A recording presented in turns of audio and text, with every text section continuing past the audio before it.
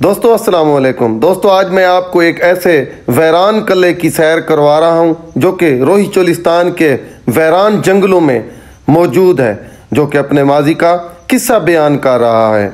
दोस्तों एक ऐसा किला जिसको देखकर आप अंदाज़ा लगाएंगे कि ये कितना वक्त में शानदार और शाहकार था, मगर न जाने किस आफत की ज़द में आकर ये किला अपनी हस्ती खो बैठा। जी हाँ दोस्तों, एक ऐसा किला जो कि आज के दौर में भी अपने मुस्तकबिल का हाल बयान कर रहा है। जी हाँ दोस्तों, ये है किला खानगढ़। औज़ुबिल्लाहिमिनश्शैतानिर्रजीम, बिस्मिल्लाहिर्रहमानिर्रहीम। दोस्तों मैं हूं सैयद खालिद हुसैन और आप देख रहे हैं मेरा यूट्यूब चैनल SKH व्लॉग्स। दोस्तों आज मैं आपको रोही चोलिस्तान में मौजूद एक ऐसे किले की सैर करवाने जा रहा हूं, ऐसा किला जो कि आपने कभी ज़िंदगी में इधर रोही चोलिस्तान में आकर नहीं देखा होगा, क्योंकि ये किला एक वीरान और सख्त और मुश्किल रास्ते पर मौजूद है।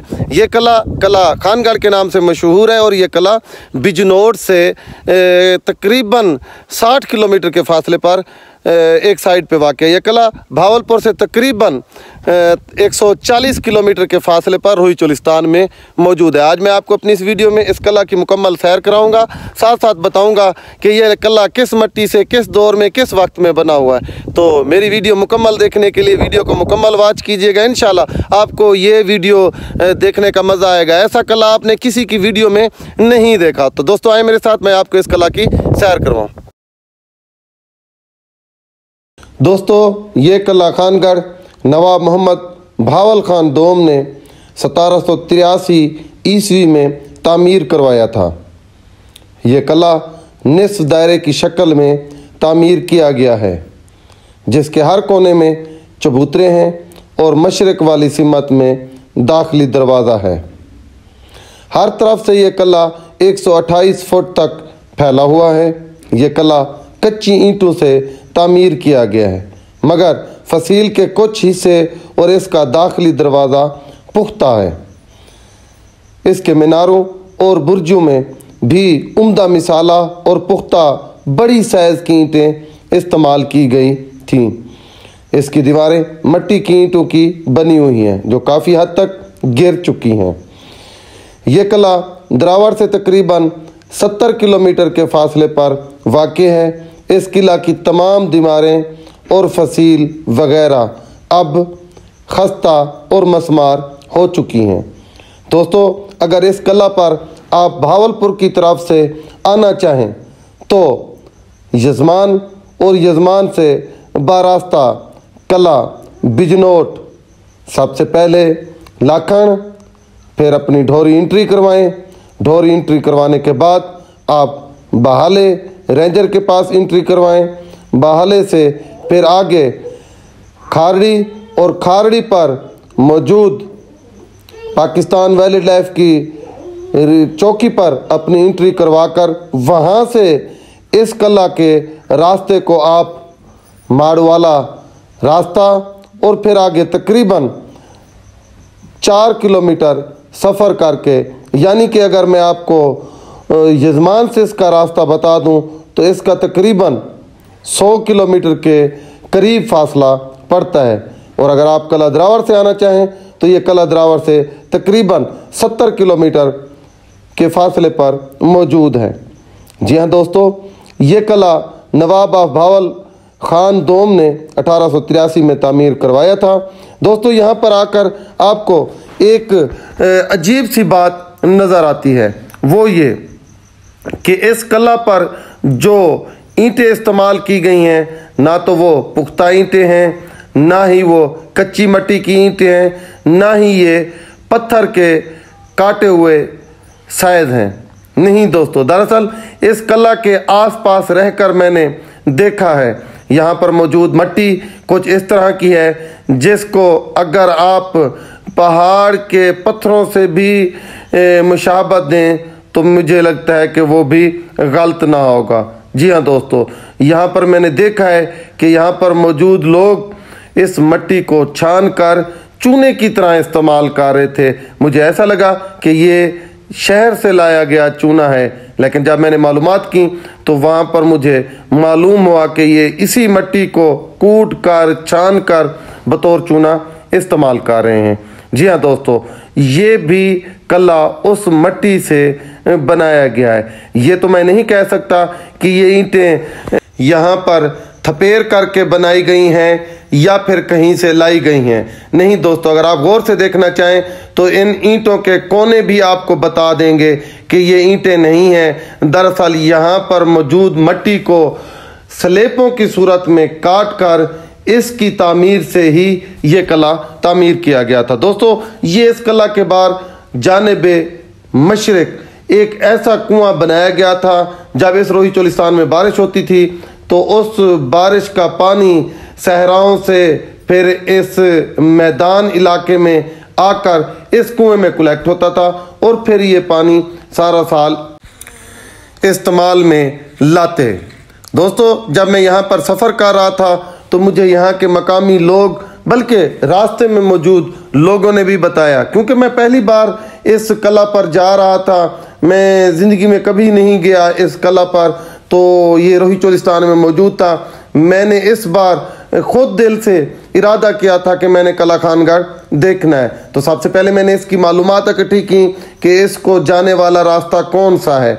अगर मैं द्रावर से जाता तो कला द्रावर से भी मुझे इसका फासला बहुत ज़्यादा पड़ता।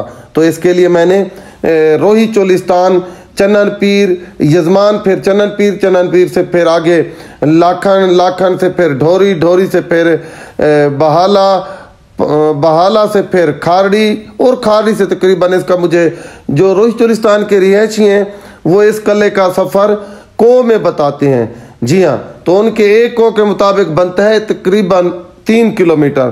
तो मुझे इसका रास्ता जो खारड़ी से बताया गया था वो 11 को बताया गया था। तो 33 किलोमीटर का फासला मुझे करना पड़ा मेरी सोच के मुताबिक, मेरे अंदाजे के मुताबिक, क्योंकि मेरे पास जो बाइक है उस पे 2 मीटर मैंने चालू रखे हैं। एक उसका सफ़र बताता है, दूसरा उसका किलोमीटर बताता है। तो जो मैंने किलोमीटर इसके किए थे उसके मुताबिक तो मैंने इसका सफ़र जो किया है यजमान से वो बनता है 120 किलोमीटर। तो दोस्तों, रोही चोलिस्तान में अगर आपके पास 4x4 गाड़ी हो, 4x4 जीप हो, तो फिर आप इस कला तक पहुंच सकते हैं। मगर सबसे पहले फिर वही बात कि अगर आप इस कला को जाना चाहें तो अपनी एंट्री को यकीनी बनाएं। सबसे पहले आप ढोरी अपनी एंट्री करवा लें, उसके बाद फिर बहाले एंट्री करवा लें, बहाले के बाद फिर खारड़ी एंट्री करवा लें। मकसद, जहां पर आपको पाकिस्तान के इदारे का कोई कैंप, कोई दफ्तर, कोई उनका सिक्योरिटी पॉइंट मिलता है तो आप अपना आईडी कार्ड निकालें, उनके पास जाएं, उनके पास पहुंचकर अपनी एंट्री कराएं, उनको बताएं कि जी मैं वहां का रिहायशी हूं और वहां तक जा रहा हूं, मेरा जो फासला है वो इतना बनता है तो मैं वहां तक जा रहा हूं। तो फिर एंट्री करवाने के बाद आप सरकारी एंट्री करवा लेंगे तो फिर आपको कोई टेंशन नहीं है रोही चोलिस्तान की। बाकी आप कोशिश करें यहाँ पर आकर किसी शिकार या ऐसी सरगर्मी को में हिस्सा ना लें जिसमें फिर आपके ऊपर कोई मसला बन जाए। लिहाजा आप बतौर शरीफ शहरी इस इलाके में आएँ, इस इलाके को घूमें फिरें। अगर आपने मरी, कश्मीर और भी पहाड़ी इलाके खूबसूरत से खूबसूरत देखे हैं तो मुझे यकीन है जब आप इधर आएंगे तो ये इलाके भी आपको बहुत पसंद आएंगे। दोस्तों, ये कला की ऊपर वाली दीवार पर मैं मौजूद हूँ। अब ये मैं आपको अंदर से मंजर दिखा रहा हूँ। दोस्तों, यहाँ पर मैंने एक बड़ी बेहतरीन बात देखी है कि यहाँ पर जो इमारतें या कमरे बनाए गए थे उनके जो लंटर बने हैं वो भी इन चोलिस्तान में मौजूद करहियों के दरख्तों से बनाए गए हैं। तो वो भी मुझे बड़ा दिलकश मंजर नज़र आया कि जिनको आज तक किसी ससुरा या और दूसरी खाने वाली चीज़ ने उसको नुकसान नहीं पहुंचाया। बहरहाल मुझे यहाँ पर आते वक्त दोस्तों ने यही तो कहा कि इसमें आप वो कोई चुड़ैलें, कोई जिन्ने, कोई ETC बता रहे थे इसमें दाखिल हो गए हैं और इंसानों का दाखिला मन है। तो मैं तो बतौर सैयद वहाँ जा सकता हूँ, मुझे तो इनसे कोई ख़तरा नहीं है, कोई डर नहीं है। मैं ये तो तकरीबन कोई चोलिस्तान का 28वां किला है जो मैं घूम रहा हूँ। तो मुझे तो हर जगह पर लोगों ने डराया धमकाया भी वहाँ ना जाएं, ये हुआ वो हुआ। तो खैर, जब आप अल्लाह पे भरोसा रखते हैं तो आपका कोई नुकसान नहीं हो सकता। आप अपना हौसला बुलंद रखें, बावजू रहें। इंशाल्लाह आपको यहाँ पर कोई चीज़ नुकसान नहीं पहुँचा सकती। कोशिश करें अपनी तरफ से कोई उनके साथ ज्यादती ना हो जाए। तो दोस्तों ये अब मैं कला में एक दूसरी साइड से अंदर जा रहा हूँ। यहाँ पहुँचकर मैं आपको अंदर से भी इसका मुकम्मल नज़ारा करवाने की कोशिश करता हूँ।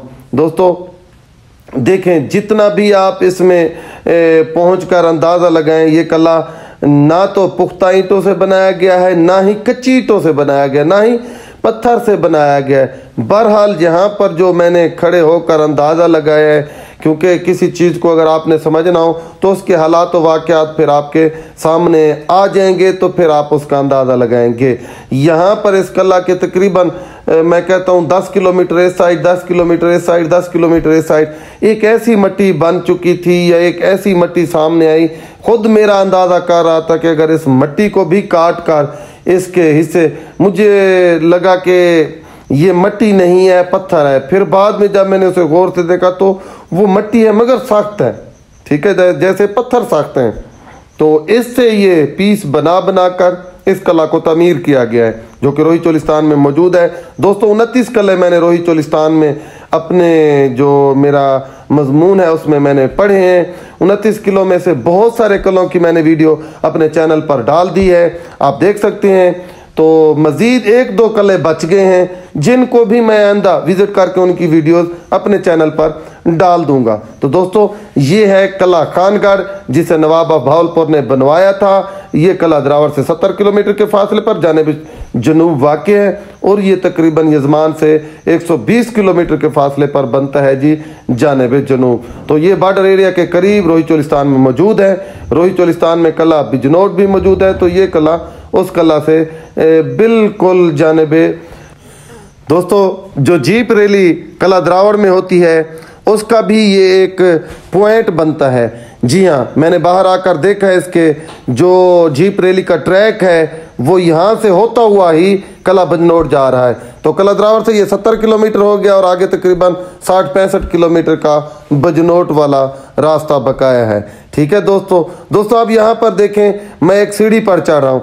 आप इनकी ईंटों को बड़ा गौर से देखें तो ये नहीं है कि ये बनाई गई हैं, ये देखें उनकी असल हालत भी मौजूद है कि किस तरह काट कर वो बनाई गई हैं। तो इस मट्टी को दरअसल काट कर बनाया गया है, ये नहीं मैं अंदाज़ा लगा सकता कि ये पत्थर है या मट्टी है।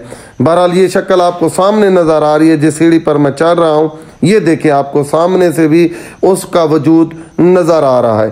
दोस्तों मैं अब इस कला पर मौजूद एक दीवार पर चढ़ा हूँ, ये देखें जानिब जनूब उसका मंजर कुछ इस तरह का है जी। ये है जानिब जनूब वाला हिस्सा और अब मैं आपको जानिब मशरिक वाला हिस्सा दिखा रहा हूँ। ये देखें, क्योंकि सूरज गरूब हो रहा है तो मशरिक की तरफ सूरज का साया बिल्कुल ठीक जा रहा है और ये शुमाल का और मेरी दूसरी जानिब मगरिब का। ठीक है दोस्तों, ये कला तकरीबन 1 से 1.5 एकड़ के रकबे पर अंदर से मौजूद है। इसकी जो छतें बनाई गई हैं वो जंगली लकड़ी से ही बनाई गई हैं, मगर जो जंगल की लकड़ी करही की इस्तेमाल की गई है उसमें सुसरा या सीवी उसमें नहीं लगी, बिल्कुल ऐसे है जैसे वो आज भी अपनी असल हालत में मौजूद है, क्योंकि इन लकड़ियों को सुसरा या सीवी नहीं खाती। तो लगाने वालों ने भी क्या आइडिया बनाकर ये लकड़ी यहाँ पर इस्तेमाल की। ठीक है दोस्तों, ये देखें, ऐसे पता चलता है कि जैसे हमने डेल इकट्ठे करके दीवारें बना ली, तो इन्होंने भी यही किया है कि इस मिट्टी से ही ये दीवारें और ये कला तमीर किया गया है। लेकिन ये मिट्टी बड़ी सख्त पत्थर की तरह है जो इस कला के आसपास भी मौजूद है। ठीक है दोस्तों, ये कला बॉर्डर एरिया के बिल्कुल करीब है। दोस्तों बहुत ही खूबसूरत कला अपने वक्त का, जो आज बिल्कुल तबाह हालत में मौजूद है। लोगों का कहना है कि यहाँ पर जिन चुड़ैलें इकट्ठी हो चुके हैं, यहाँ पर जाना अच्छा नहीं है, मगर मेरे ख्याल के मुताबिक उनके ये अल्फाज दुरुस्त नहीं थे, क्योंकि मैं यहाँ पर आया हूँ, मौजूद हूँ, खड़ा हूँ, किसी किस्म की मुझे कोई परेशानी नहीं जी। तो दोस्तों ये थी मेरी आज की वीडियो। ये वीडियो आपको कैसी लगी प्लीज़ कमेंट सेक्शन में ज़रूर बताइएगा। मिलेंगे एक नई इस तरह की मालूमाती खूबसूरत वीडियो में। मुझे दीजिए इजाज़त। अल्लाह हाफ़िज़।